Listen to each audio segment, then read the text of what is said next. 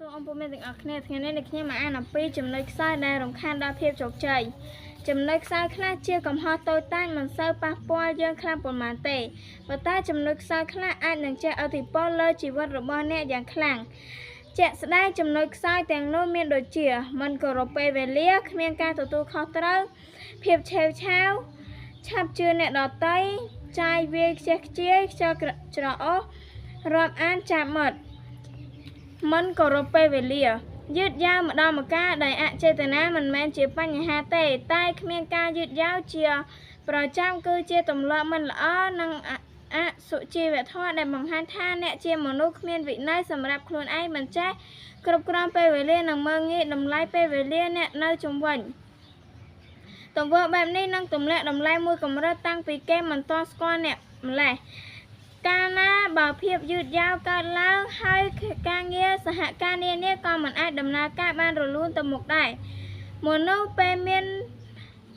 ពេលវេលាស្មើគ្នាទាំងអស់តែហេតុអ្វីអ្នកយឺតយ៉ាវតែម្នាក់ឯង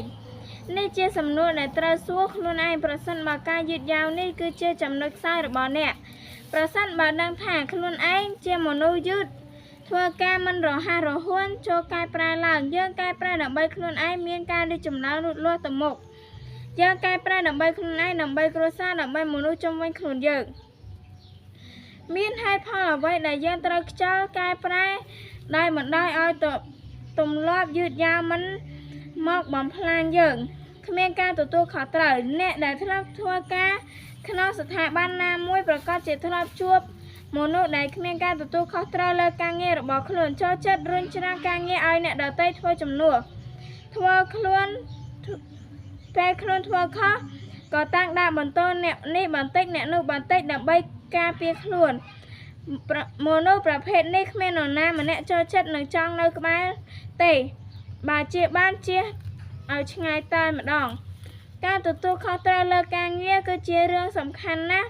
វាជាតម្លៃក្នុងភាពជាមនុស្សរបស់អ្នកផ្ទាល់មិនថាការងារដែលអ្នកធ្វើ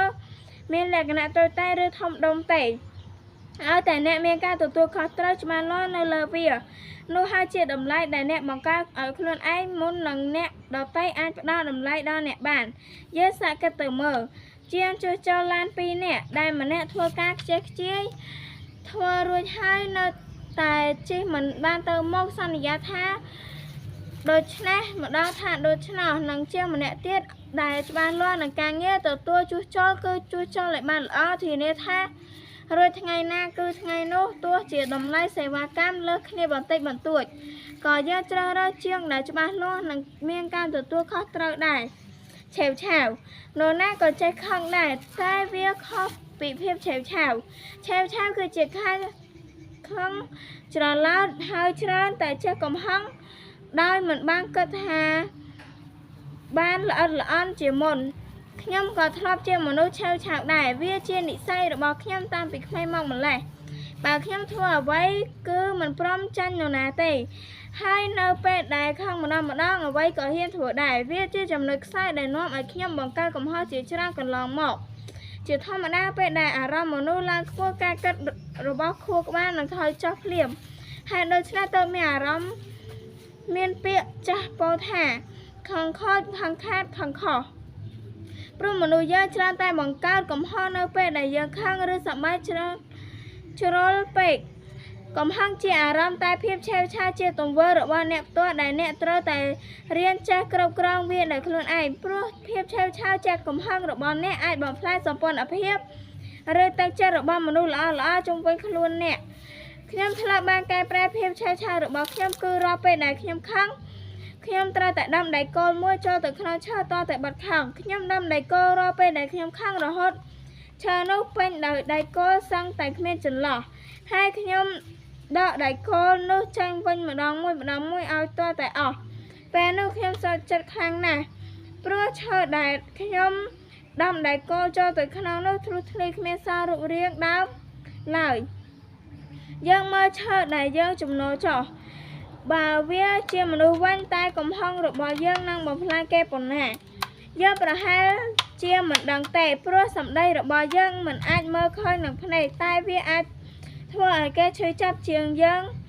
ជាងនេះរកសប្ដងឯណោះពេលនោះខ្ញុំភ្ញាក់ខ្លួនព្រឺតត្បិតពិតជាមិនដឹងថាខ្ញុំធ្លាប់បំផ្លាញទឹកចិត្តមនុស្សប៉ុន្មានអ្នកដោយសារកំហឹងរបស់ខ្ញុំនោះទេ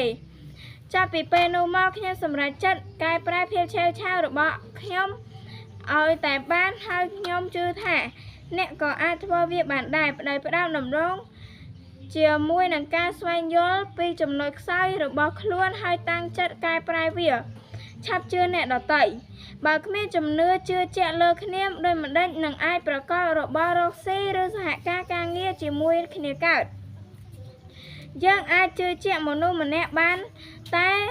ការជឿជាក់ជ្រុលហួសហេតុដោយគ្មានកិច្ចសន្យាឬការពិចារណាអំពីហានិភ័យផ្សេងៗឲ្យបានល្អិតល្អន់នោះទេវានឹងនាំទៅរកការខាតបង់រាប់មិនអស់ជាក់ស្ដែងចំណុចខ្សោយរបស់ខ្ញុំគឺឆាប់ជឿអ្នកដទៃហើយវាជាកត្តានាំទៅកាន់ភាពបរាជ័យដ៏ធំមួយក្នុងជីវិតខ្ញុំពេលខ្លះខ្ញុំដាក់ទុនឲ្យគេគ្មានកិច្ចសន្យាអ្វីទាំងអស់ហើយពេលខ្លះទៀតខ្ញុំហ៊ានប្រគល់លុយសុទ្ធទៅអ្នកសហការដោយគ្មានពិចារណាឲ្យបានមកចិត្តឡើយព្រោះខ្ញុំតែងតែយល់ថាគេមិនបោកប្រាស់ខ្ញុំទេឬក៏គេនឹងស្មោះត្រង់ដូចជាខ្ញុំស្មោះត្រង់ចំពោះគេដែរតែសូមចាំថាអត្តចរិតរបស់ខ្លួនយើងមិនអាចដូចគ្នាទេយើងស្មោះត្រង់នឹងគេតែមិនប្រកាសថាគេស្មោះត្រង់នឹងយើងឡើយដូច្នេះជានៅពេលដែលធ្វើអ្វីមួយយើងត្រូវតែគិតឲ្យបានវែងឆ្ងាយជាមុនសិនដើម្បីជៀសវាងហានិភ័យឬបញ្ហាផ្សេងៗដែលអាចកើតមានឡើងឥឡូវយើងត្រឡប់ទៅរឿងផែនទីផ្នែកកំណត់របស់យើងវិញពេលគូម៉ាយម៉ាប់រួចខ្ញុំធ្លាប់បានយកម៉ាយម៉ាប់របស់ខ្ញុំទៅបិទលើជញ្ជាំងផ្ទះឪពុកម្ដាយខ្ញុំហើយត្រូវបានប៉ាខ្ញុំបកចេញរហូតខ្ញុំជាអ្នកបិទប៉ាជាអ្នកបកព្រោះគាត់យល់ថាម៉ាយម៉ាប់របស់ខ្ញុំជាគំនិតចាក់ស្មុគជាគំនិតដែលមិនអាចទៅរួចតើតែខ្ញុំយកដៃគោលទៅដាំម៉ាយម៉ាប់របស់ខ្ញុំជាប់នឹងជញ្ជាំងតែម្ដងតបឪពុករបស់ខ្ញុំឈប់ដកចេញព្រោះខ្លាចខូចជញ្ជាំងផ្ទះខ្ញុំបានសម្លឹងឃើញពាក្យជោគជ័យស្ថិតនៅចំពោះមុខខ្ញុំក្នុងវ័យ18ឆ្នាំចាប់ពីពេលត្រឡប់មកពីក្រុងហ្សាកាតាវិញនៅខែមករាឆ្នាំ2014ខ្ញុំរកប្រាក់បានច្រើនគួរសមក្រុមហ៊ុនដាក់លុយបានលុយដោយសារខ្ញុំរកប្រាក់បានច្រើនឪពុកខ្ញុំ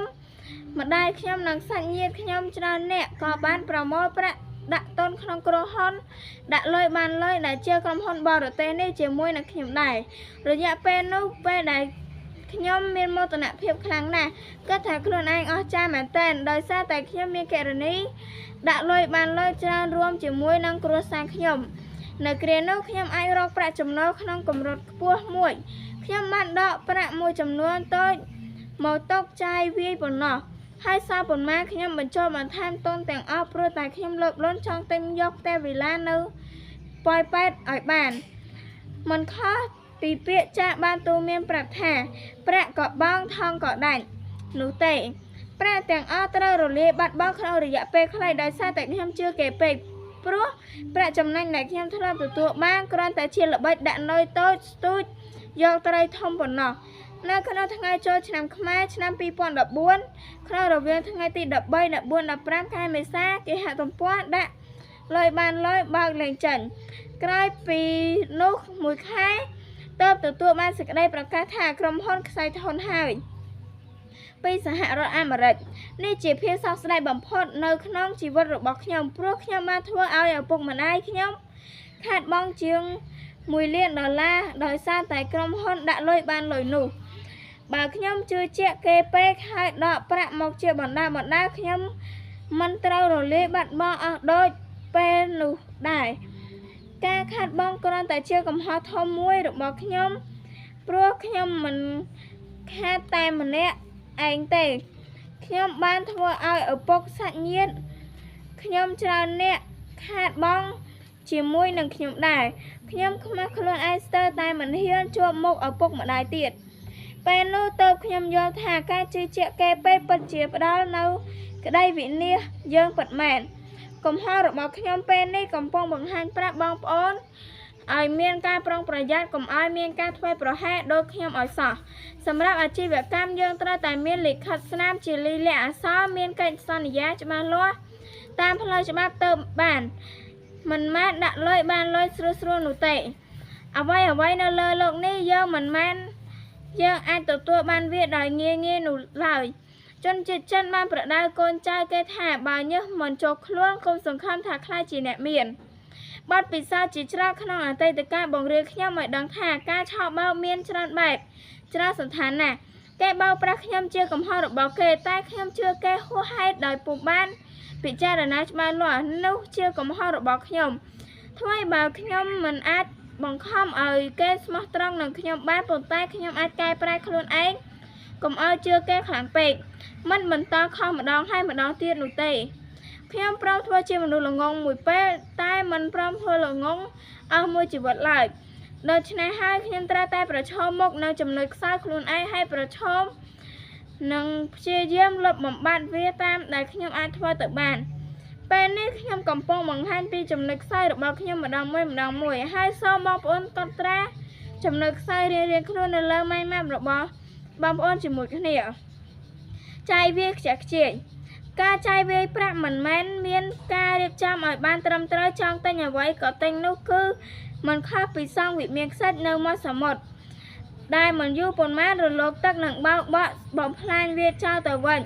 មិនថាអ្នកប្រឹងរកលុយបានច្រើនប៉ុណ្ណាទេកង់តែអស់ទៅវិញក្នុងមួយប្រពេចភ្នែកមិនខានពេលខ្លះយើងផ្ដោតតែការរកប្រាក់តែម្យ៉ាងហើយបែរជាផ្លេចគិតពីការរក្សាចំណូលនោះឲ្យបានគង់វង្សទៅវិញនោះក៏ជាផ្លូវមួយនាំទៅកាន់ភាពបរាជ័យក្នុងណាមួយពេលដែលការចំណែកធំជាងចំណូលនៅពេលដែលបានឮពាក្យថាខ្ជិះខ្ជាយមិនថាជាការខ្ជិះខ្ជាយពេលវេលាឬប្រាក់កាក់ទេគឺសុទ្ធតែនាំផលខាតបង់ឲ្យយើងទាំងអស់តើយើងអាចសល់ពេលវេលាច្រើនសម្រាប់ធ្វើកិច្ចការដែលយើងចង់ធ្វើដែរឬទេបើយើងខ្ជិះខ្ជាយពេលវេលាហើយតើយើងអាចសល់ប្រាក់ច្រើនដែរឬទេបើយើងខ្ជះខ្ជាយប្រាក់ដែលខំរកបានដោយលំបាកនៅពេលឱកាសឆ្លងផុតជ្រោះដ៏ជ្រៅមួយនេះហើយរំលឹកដល់អតីតកាលដែលកន្លងផុតទៅវាហាក់ដូចជានៅថ្មីណាស់ខ្ញុំបានធ្លាក់ដល់បាតជ្រោះរងរបួសស្នាមអស់មួយជីវិតទោះបីជាសះស្បើយស្នាមរបួសនៅតែស្ថិតក្នុងការចងចាំរបស់ខ្ញុំគ្មានថ្ងៃភ្លេច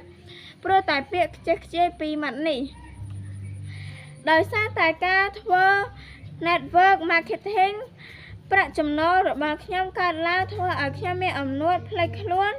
ក៏តែរឿងហឺហាចាយវាយមកប្រណីដៃខ្ញុំបានទិញឡាន Mac Camry 07 Hybrid ដើម្បីតែអួតឪពុកម្ដាយខ្ញុំថាមិនមែនជាមនុស្សខ្លាំងបានតែមាត់ទេអ្វីដែលខ្ញុំនិយាយបានគឺខ្ញុំប្រកាសជាអាចធ្វើបានពេលនោះខ្ញុំចេះតែចង់បានប្រាក់ច្រើនតែមិនចេះគ្រប់គ្រងប្រាក់ទេខ្ញុំចាយវាយខ្ជះខ្ជាយតាមតែចិត្តចង់សំបីទិញឡានក៏មិនខ្វល់ពីនិតដែលបានល្អល្អន់អ្វីឡើយចង់ទិញក៏ទិញភ្លាមដោយសារតែការធ្វើប្រហែសរបស់ខ្ញុំទៅទិញចំឡានដែលគេធ្លាប់ជិះប៉ះគ្នាហើយយកមកជួសជុលថ្មីឡើងវិញចាប់តាំងពីពេលនោះទិញឡាននោះមកខ្ញុំតែងតែជិះប៉ះនេះប៉ះនោះជួបឧបទ្ទវហេតុបាត់បង់ប្រាក់រហូតប៉ុន្តែខ្ញុំនៅតែមិនខ្លាចនៅតែហ៊ានជិះព្រោះទៅ